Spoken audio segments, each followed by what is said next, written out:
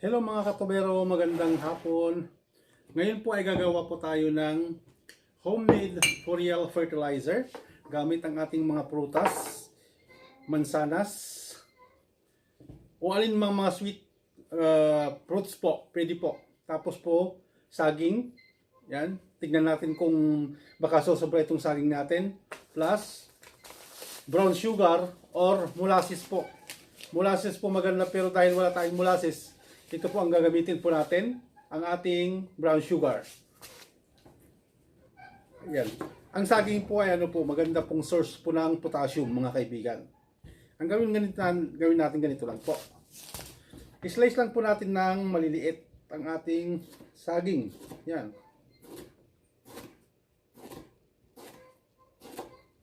Yan po, ganyan lang po.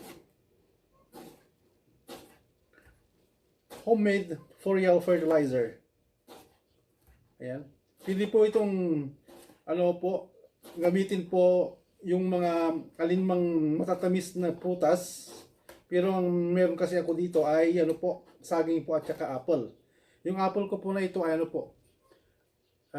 nabili ko ng mura doon sa nagbebenta dito sa amin kasi po medyo may damage na siya. Ayan.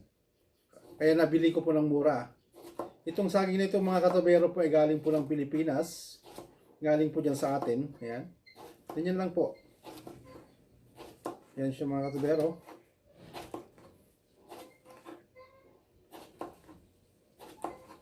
Isama po natin ang ating balat ng ating saging. Ayan. Ganyan lang po. Ang saging po ay magandang source po ng potassium. Ayan. Nakakatulong po sa pamumulaklak at pamumunga ng ating mga pananim. Ayan po. Ayan. Natin ng maliliit para Ayan. Ayan. Ayan siya. Dito natin ilagay sa ating kasirola. Ayan. Ganyan lang po. Kasya na po yata yung isang saging. Ayan. Ganyan lang po. Gawin po natin mga katubero. Homemade Foliar Fertilizer. Maganda po ito para po sa pamumulaklak at namumungang mga tanim natin. Kasi wala po tayong mabibigyan ng Foliar Fertilizer. Alam niyo naman po ng Foliar Fertilizer po ay maganda po sa mga namumulaklak at mga namumungang mga pananim. Yan. Usually yan sa Pilipinas ginagamit po ng mga magugulay. Ayan po. Ang Foliar Fertilizer. Yan po. Para mas lalong dumami ang bunga ng ating mga pananim. Ayan. Tanggalin lamang po natin yung buto niya. Ang ating apple. Ayan. Ayan siya. Ipagilid natin yan. Baka hindi natin magamit. Itong apple natin mga katubero, gayatin natin hindi ng maliliit siya. Ayan.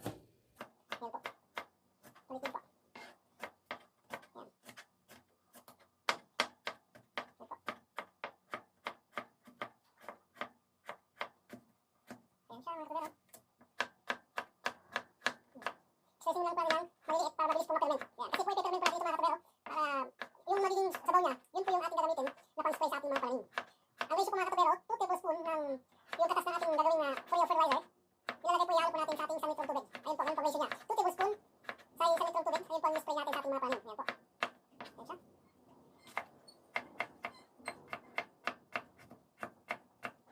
Kailangan ko po ng mga Foliar Fertilizer para po sa ating mga pananim, mga gulay, para mas marami po magiging bunga. Mas marami po makipapakinabangan. Hindi lamang ako, kundi pati po sa mga kaibigan po natin, mga katrabaho natin dito, ibang right. Yan. Pwede rin po ito sa ating mga upo. Yan, mga patula, pag po ay bumulaklak na. Yan. Ano po yan siya? Yan. Yan po. Para na maliit. Yan siya. Ayan. Yan siya mga katubero. Kasi na pala yung isang saging. Yan. Yung una kong ginawa, yung Tails Homemade Fertilizer, ito po ay maganda po. I-effect po niya po sa ating mga tanim. Nakikita ko po talaga may mga silid pong gaganda. Ayan. Ito pong gagawin ko po ay may parapain po sa aking silid. At po yung tanim ko po mga katubero na patula. Ayan na po, nabisa na po siya ng mulaklak. So kailangan ko po talaga gumawa po ng ating Foliar Fertilizer. Ayan po. Ang gawin po natin mga katubero, ito po ang ating baso, ito ang ating sukatan. Ang ratio po kasi mga katubero ng ating gagawing Foliar Fertilizer ay kung gaano karami yung ating prutas ay ganoon din po karami ang gagamitin nating asukal. Okay po. Kaya halimbawa po ito. Ayan. Ayan. Lagyan natin ng ano. Ayan. lagyan natin ng, ayan po, 1 glass po yan, 1 glass, ilagay na po natin dyan. Ayan, tapos mayroon pa dito konti. Ayan.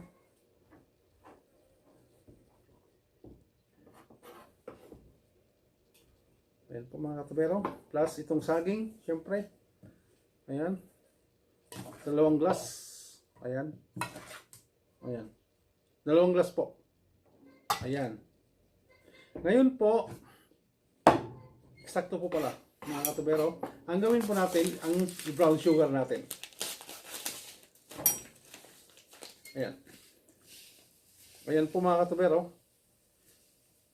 Kung gaano karami po yung ating mga prutas, halimbawa 2 cups ng slice fruits, sweet fruits, ganun din po. Ayan.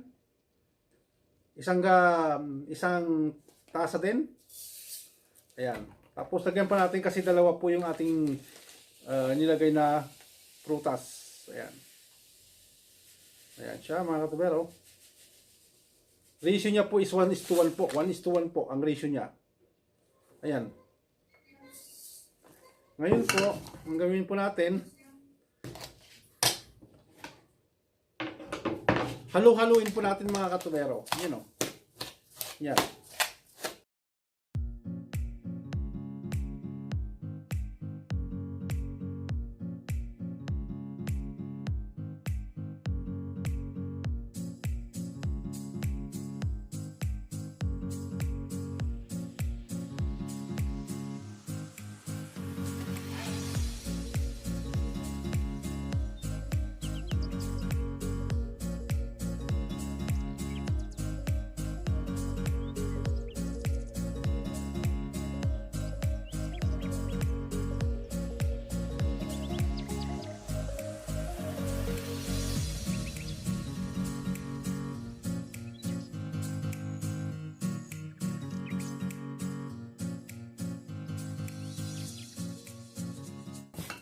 Ganyan lang po.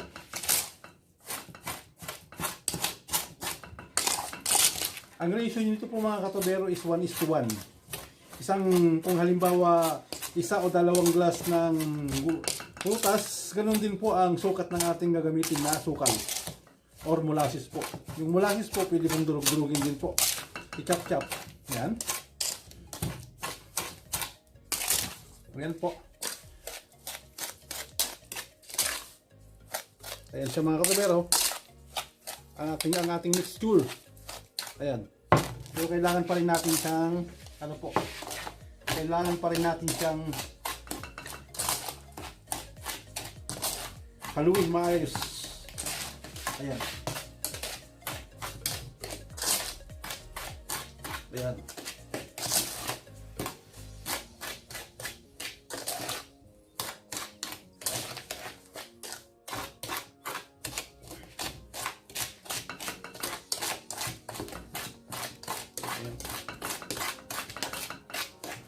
Okay na po.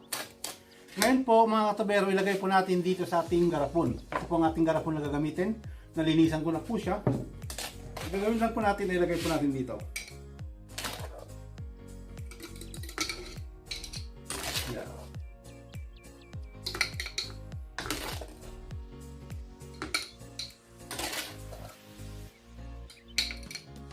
Maganda kasi kasyang-kasya malaki yung garapon natin. Para pag nagkasabaw po ito, lulutan po yung sabaw niya mga katubero.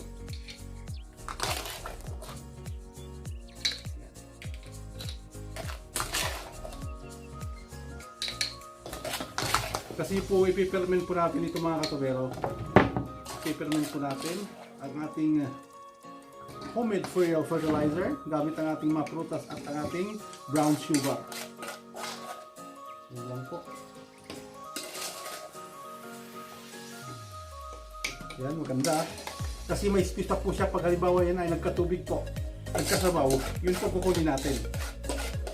Maganda po yan. Ang lugar po natin, malaki po siya. Yan, tamang-tama lamang po. Ayan.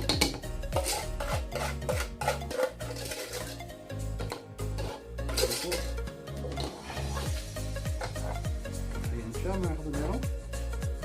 Ayan, ang ating Ngayon po mga katubero, silyuhan po natin. Ayan. Lagyan natin ng silyo. Ayan. Tapos po, silyuhan natin para walang makapasok na hangin. Ayan. Siya.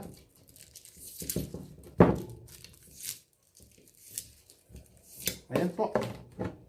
Ayun na po mga katubero, yung ating homemade foliar fertilizer. Antayin po natin na ito ay ma-ferment. Kung ito ay nagkasabaw na po mga katubero, yung sabaw po niya, kukuha po tayo ng 2 tablespoon ng sabaw nito, ng ating fermented foliar fertilizer. Yun po ay halo po natin sa 1 litrong tubig. 2 tablespoon ilalagay po natin sa 1 liter of water. Ayan po mga katubero. Ayan. Lagyan po natin ng date. Ito po mga katubero. Lagyan po natin ng date para alam natin kung kailan ito ginawa. Okay po. Today is May 22. Ayan po.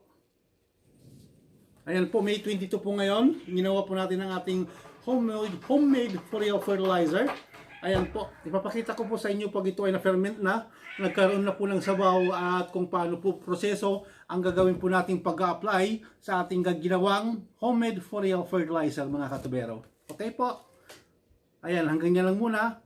Babalikan ko po kayo pag ito ay na-ferment na po. Salamat!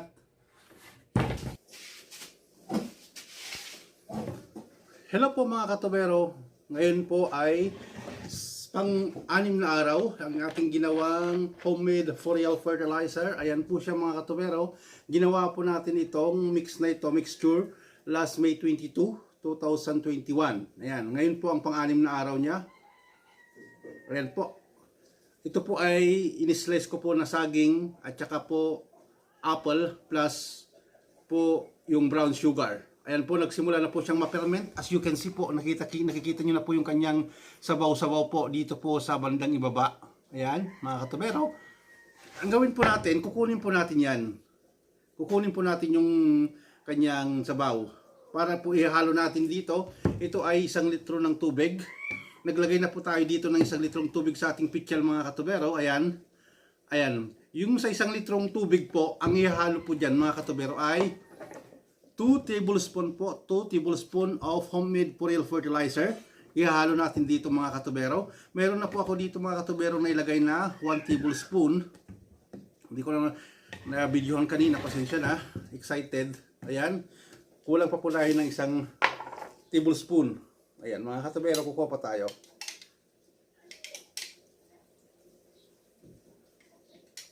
Ganyan lamang po. Homemade foliar fertilizer. Ayan siya. Ayan po mga katubero. Ihalo natin yan. Bali dalawang na po yan mga katubero. 2 tablespoon na po yan. Ito po itatago natin ulit. Kasi po para mas lalo pang ma-ferment.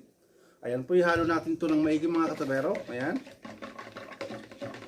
Ito po yung i-spray po natin sa ating mga tanim. Yung tanim nating sili, tanim nating mga namumulaklak na at namumuha na. Yung ating mga sitaw, ating mga patola. Ayan. Ayan, pag nahalo na po, ang gawin po natin, ilagay po natin ito dito sa ating storage na 1 litrong tubig. 1 litrong botelya. Ayan po siya.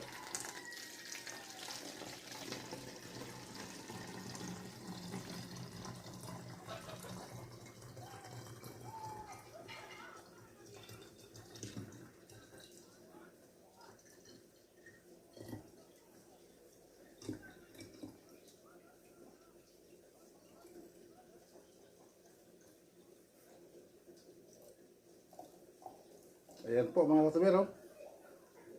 Ayan. Pwede na po. See. Ayan po. Ito na po yung ating mixture. Ito na po yung ating gagamitin. Ito po itatago na po natin ulit para mas lalong mas lalo po siyang ma-ferment. Ngayon po ang gawin po natin mga katubero, i-transfer natin dito sa ating pang-spray dahil wala tayong pang-spray na malaki-laki. Ang ginawa po lang ito ay ano po yung bottle po ng pabango, yung Benz na 8. Ayan, ito lamang po ginagawa ko na pang spray. Ang gawin po natin dyan mga katubero, i-transfer natin dyan. Ang pag-spray nito mga katubero ay dapat po tuwing hapon. Ayan siya.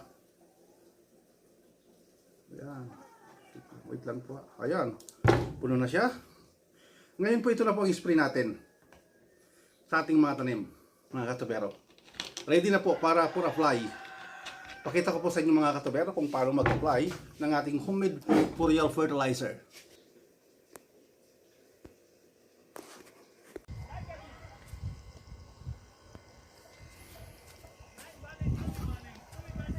Ayan po mga katubero, spray na po natin na ganyan mga katubero. Ayan, spray po natin.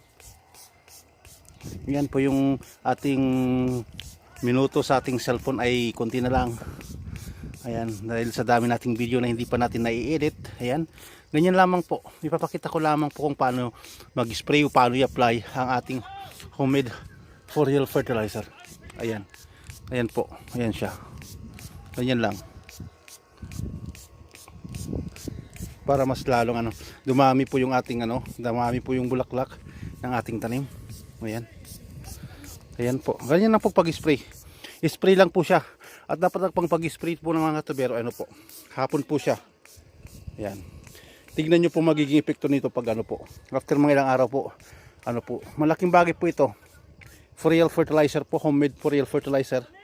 Kasi nga po wala po tayong mga gamot po dito na mga inorganic, kaya yung organic po ang ating gagamitin mga katubero. Ayan. Ganyan lang po mga katubero.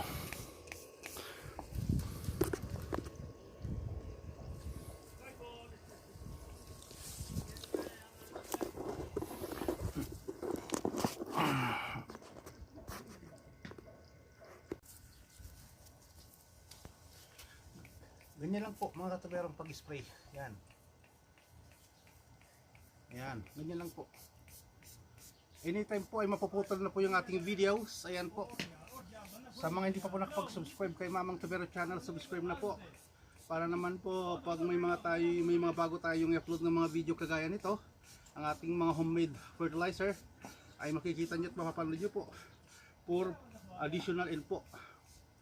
Paki-hit na rin pong notification bell para ma-update po kayo pag may mga bago tayong i-upload ng mga video mga katubero. Ayan. Ganyan lang po ang pag-apply ng ating Homemade Foliar Fertilizer. I-spray lamang po natin mga katubero sa kanyang mga dahon para po magkaroon po siya ng mas maraming bulaklak at saka bunga. Ayan. Ganyan po. Ganyan po siya mga katubero. Ayan. Ayan po. Ganyan lang po mga katubero ang pag-spray natin. Ito po marami pong bunga. Mas marami pong pagdating ng araw po mas marami na pong ito. Magiging bulaklak mga katubero. Ayan. Ayan po, marami pong salamat. Bago po magtapos po yung ating video, maraming salamat po. Sana po hindi po kayo magsasawa na manood, mag-support kay Lakay Tubero Channel po mga katubero.